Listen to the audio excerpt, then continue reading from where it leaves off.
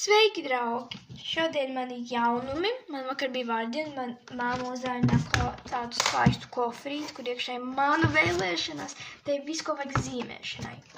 Sākumā mēs viņu taisam vaļā. Te ir divi tādi. Te jau zīmuļus var redzēt, zīmuļi. Te vēl blakām ir akvareļu krāsas, dzēžgumija, kur maisīja krāsas un otrs ir dzēžgumija. To vēl var pacelt augšu, skatieties, šitienes.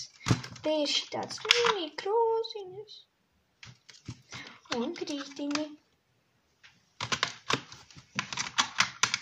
Un tad otrā pusē, kur ir zīmuļi, arī var pacelt. Un te ir šitāda te flomastērīša.